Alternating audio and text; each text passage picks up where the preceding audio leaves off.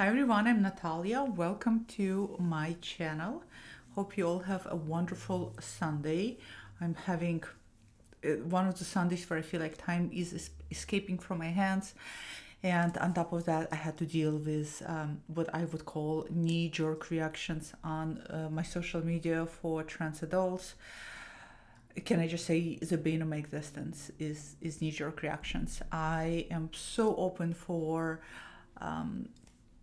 discourse and dialogue. Sadly, a lot of times it is people misunderstanding something, and from then on, they just take it from there. And then you kind of step in and start clarifying. And of course, there's never a winning battle, because then it just makes you look like you're defending yourself, which ultimately, yeah, you are. But anyhow, so I love my community, I love posting for them, but knee-jerk reactions are one of the biggest frustrations for me at my work. So I thought I'd get on here and counter that with making videos that I've been meaning to make for a while, sharing with you some of the oracle decks I've been working with that have been very enriching, that have been taken me to a level of a different perspective and understanding, and also the ones that are again and again and again are giving me so much clarity.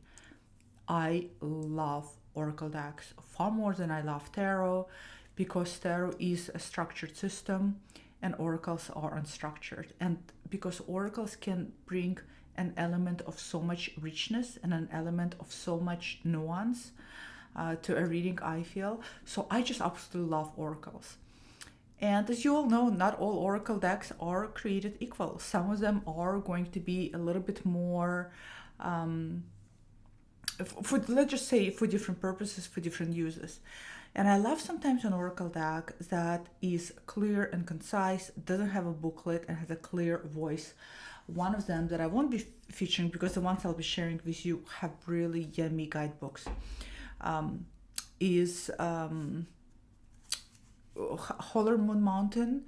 This is the two of her oracle decks combined together into chunky meaty one. This is the one that does have the keywords on it. I adore this one. I've been using this daily ever since I got him for additional clarification. It's such an amazing additional boost of clear voice, clear clarity. So this is a great oracle deck with just the keywords. You don't need a guidebook for it. You can just read it as it is. This is what I got today. Look at this. Seeds, emergence, right? You can just journal just on this two alone. There's oracle decks like this that are clear, great clarifies, just great readers, not just clarifies, but don't necessarily have, either don't come with guidebook or don't come with the meaty guidebook. And they're fantastic, of course. But there comes a time in your life, there comes a time, at least in my life, when I need an oracle deck that is going to, apart from giving me clarity, is going to give me an experience as if I'm sitting down in front of an elder, and as if I'm getting a different type of angle and point of view or perspective on the situation I'm dealing with. As you know, if you've seen my video on decks for difficult situation, I'm going through a difficult situation in my life. And as a result, I gravitate toward these tools to help me gain clarity. And oracles had been part of the toolkit without a doubt. So I want to share with you some of them. Some of them will be highly familiar to you. Actually, I think all of them will be highly familiar to you. And share with you what are some beautiful nuances I find about them, and how some of them really continue to surprise me to this day. If you have some interesting oracle decks, please share them in the comments below. I love discovering new oracle decks. So what I didn't bring to the table, I did not bring any of the Lucy Cavendish, Alana Fairchild oracle decks. Without a doubt, they're great. They have very meaty guidebooks. In my experience, a lot of those oracles from Lucy and Alana, I don't feel like they add additional nuance to me. I feel more they do fantastic job of showing me where I'm at and clarifying, and then the media book just makes you go a little bit deeper where you're at already. So I haven't really been gravitating towards them, although I have them and they are without a doubt great.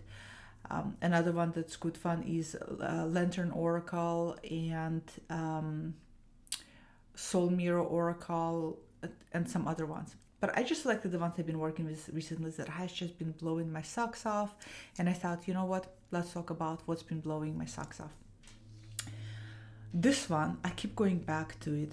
And I got to, let me pull up a guidebook because the name is funky.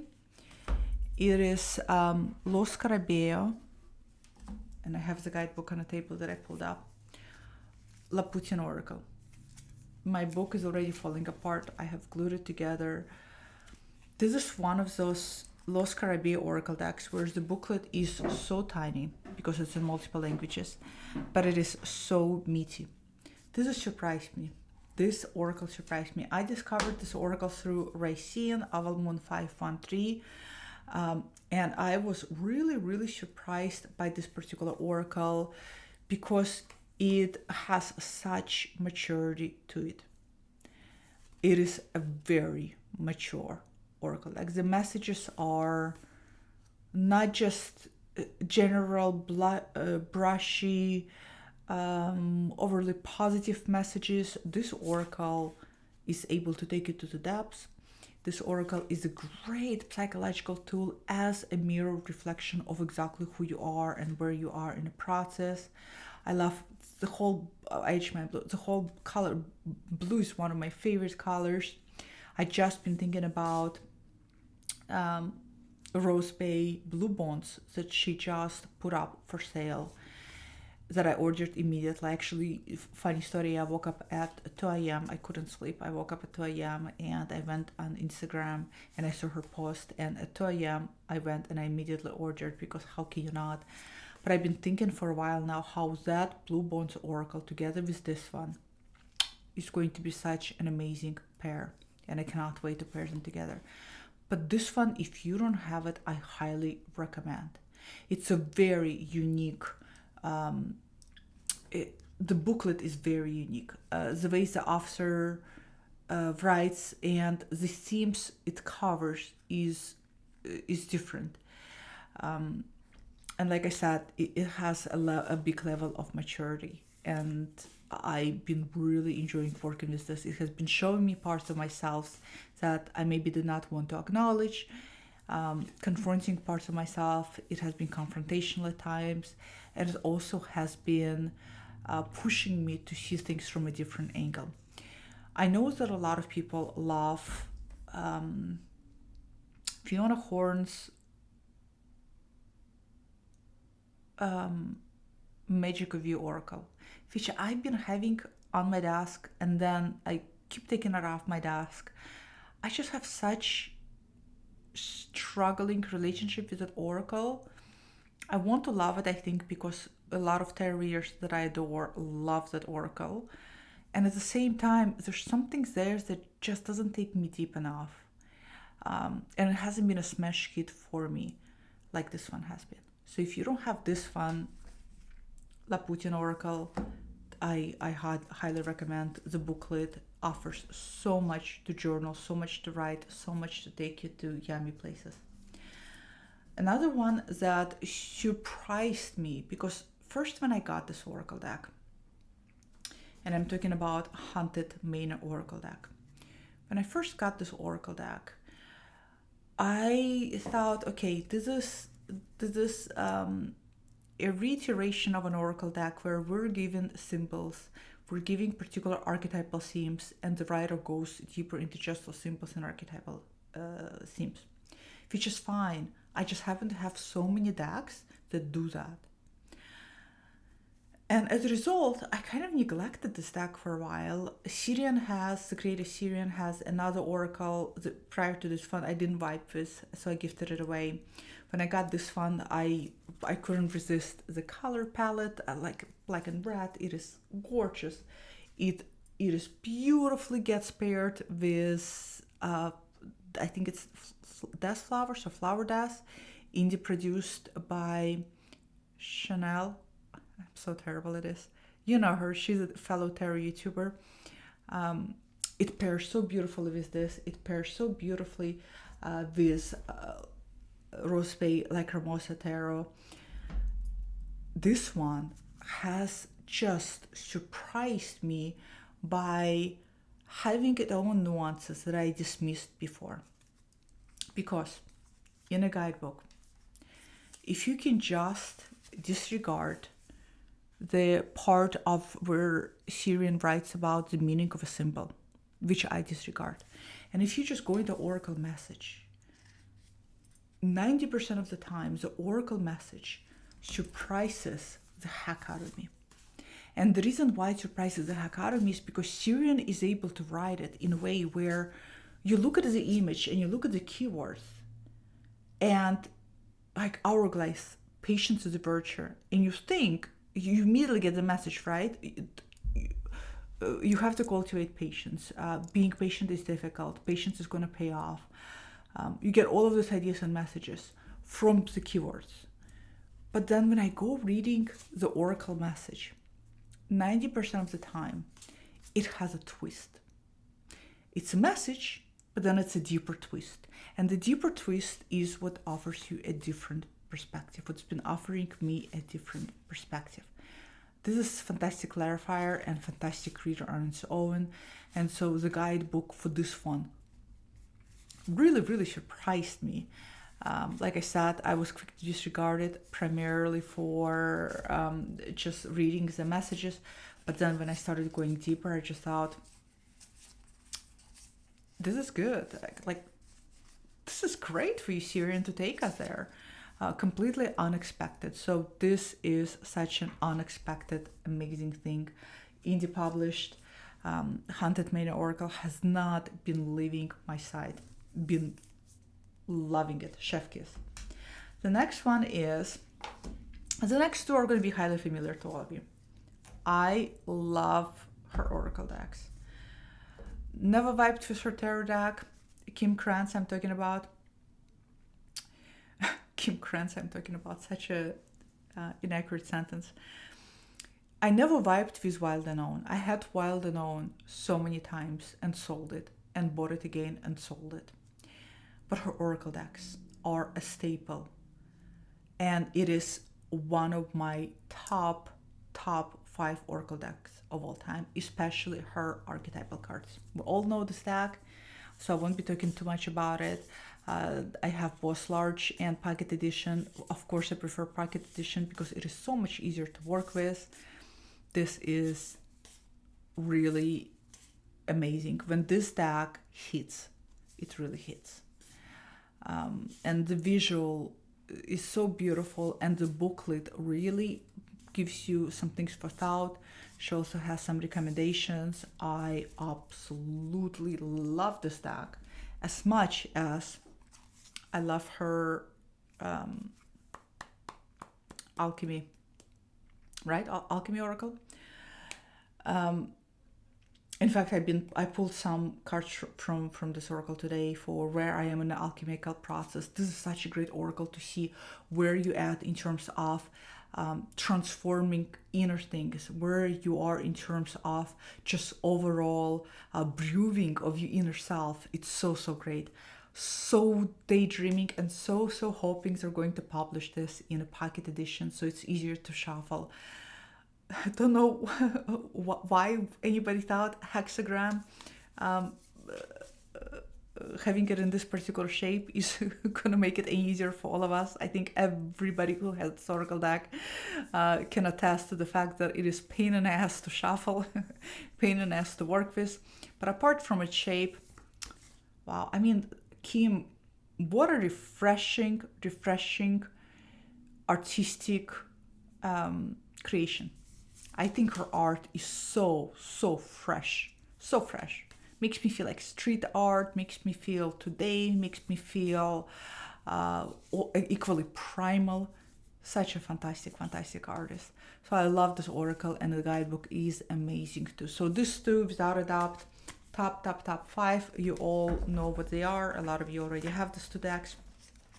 The next deck, some of you may know about. I've shown this deck before. I don't see this deck very often, but this deck is fantastic, and the guidebook is so good. It is, well, you know, I think I gotta be careful and stop saying it is a splurge or it is pricey, because I feel pricing is so subjective. And what's pricey to me might not be pricey to you, and vice versa. And it's just really very subjective what you're paying for. You're paying for value. It's not about dollar signs, but what is the value you're getting back for investment you made in a deck. So this deck is Lost and Found Oracle. Look at this again, blue. It is indie produced deck. I first saw this on Chanel channel and fell in love with it. I etched my copy in magenta color. This is chunky deck. I think this has 76 cards. The card stock is delicious. It shuffles like a dream. The card stock is almost plasticky feeling to it.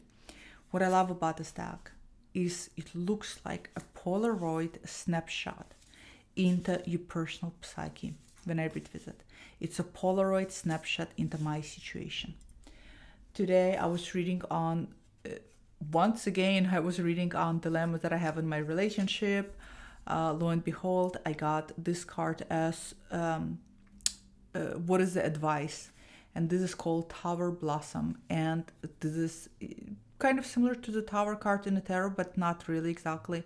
And this talks about how the tower is crumbling. It's meant to crumble, and to rebuild it is only to rebuild it with love, to rebuild it with compassion. It touched base on everything that I'm going through in my personal relationship. It was very much needed message. And like I said, not only the images, but the guidebook is so great. The Creator divides deck into different categories. There are cards that represent guides, there are cards that represent the tools, the cards that represent body mind, the cards that represent south, messages, communication, north for intentions, east for journey, and west for realms. And you get a really nice meaty description. I love how you get practical medicine in end as a message, and the questions are, as I said before when I shared this oracle, is my favorite part. So here's the card I got today, and the first thing I do when I get the card, I look at the question that the card is asking me to sit with. And this one says, what must I release to let my tower blossom to the highest potential? So again, this is not about necessarily even something has happened and you're rebuilding it, but more about what is preventing, what is standing in your way for things to blossom, to grow to its highest potential. And now that makes me think already differently. What is obstructing my growth? How am I standing in my own way? How am I preventing myself from moving on? I love this oracle deck. If you are in time and place where you have the time, luxury of the time, to sit with cards, to sit with meanings, to sit with messages, this is great. And the collage, the artwork, so interesting. I'm so surprised I don't see more people talk about this deck in community. Because, well, actually, maybe they do. You know, I gotta say, I have not been on tarot YouTube. There's very few channels that I find very nourishing for me, and I stick to them. So I'm not the one who watches a lot of YouTube. So maybe people do talk about this deck, and I'm not aware about. Correct me if I'm wrong, but this is so yummy. I absolutely love this deck, especially again for times when you can sit with the messages, when you can journal. I mean, look at this collage. This is such an organic flow to collage. Reminds me of collage that I adore by Tierra May in Ritual Tarot. Tierra May has such organic, natural collage flow to her artwork The way that Rospe has such organic, natural understanding of empty space in Lacrimosa Tarot. Whether it is intentional or unconscious on her part or on any of the creators' part, doesn't matter. The end product is stunning. So this is one of my absolute being favorite if you're looking for different perspective, depthful work, Lost and Found Oracle. And I love the name of it, Lost and Found, because sometimes we truly feel like we're losing parts of ourselves, and sometimes we truly feel like we're about to find them. Two more.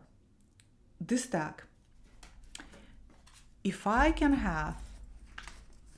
get rid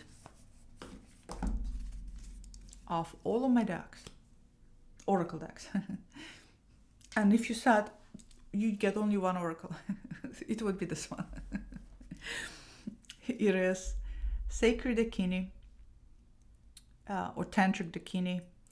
You can get it on Amazon.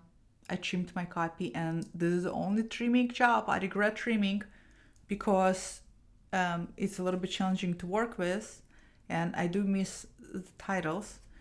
I regretted it so much that I got myself an untrimmed copy. This deck. Now I'm looking at the contrast and I'm thinking, what are you doing? The trim copy is so much better. This deck is fucking hilarious. This deck is modeled after tarot, but at the same time, it is not modeled after tarot at all. The meanings, I don't even know why the individuals who wrote the book are reminding us that this card is traditionally associated with this suit and this card in tarot. I don't even know why they bother, because there's no correlation whatsoever. I pulled, every time I pull a card, there's very little correlation. Most of the time it's like, what? This is opposite of tarot archetypal meaning, but I have to remind myself this is not intended to be tarot. This one is bizarrely accurate. So good for clarifying, so good for giving you a depth of perspective, so good for getting any guidance or advice from your spirit guides. It is, the artwork is like horse up in a tree. It never stops to amuse you. I feel that the artwork, the way that it has been collaged, is something that is incredibly timeless. It is, like Anna from Astro Lady says, it is very kitschy, and it is very kitschy indeed. It works with any deck because it is so bizarre and outlier on its own. And look at this flying breast. It gives you such incredibly insightful insights, such incredibly insightful things to think through in a booklet.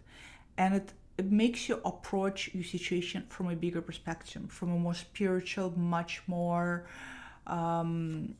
broader point of view.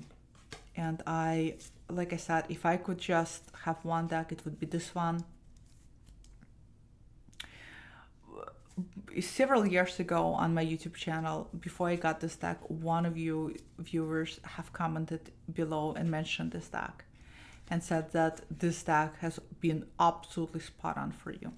And that's how I ended up getting this deck. And I ended up getting this deck, and I remember when I got it, I thought, what an absolute bizarre cornucopia of artwork.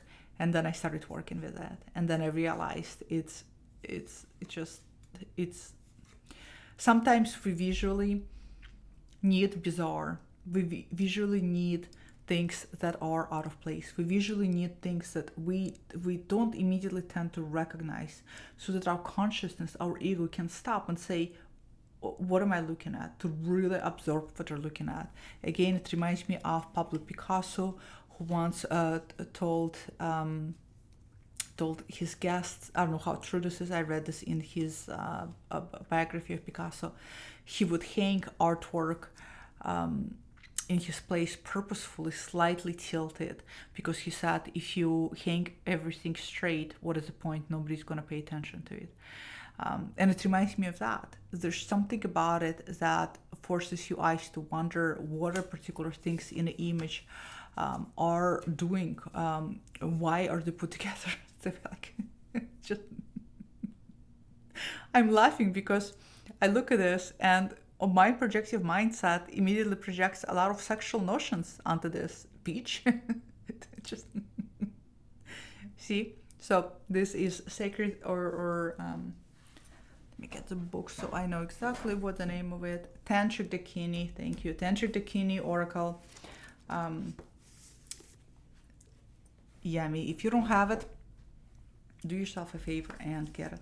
Okay, last one is, this last one is an indie deck. I wouldn't say that it's necessarily an amazing, enlightening deck. It is very interesting and it is very softful.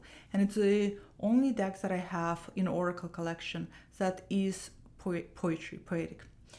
It's an indie deck. It's called the Stone and Shadow Oracle. I got it on Etsy. And it's the artwork is dreamy, and it's combination of graveyards. It almost reminds me as if this is a mix between Fallen Angels Oracle and something else that doesn't come to mind right now. But the artwork is a little ghostly, a little bit dreamy.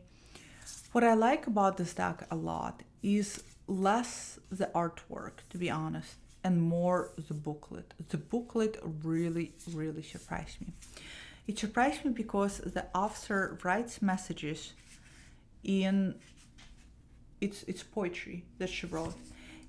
I don't really like poetry. I'm not one for poetry. Poetry is not really my strong suit. Every time I try to read poetry, I'd be sitting there like a monkey staring in a space, wondering what the heck did I just read.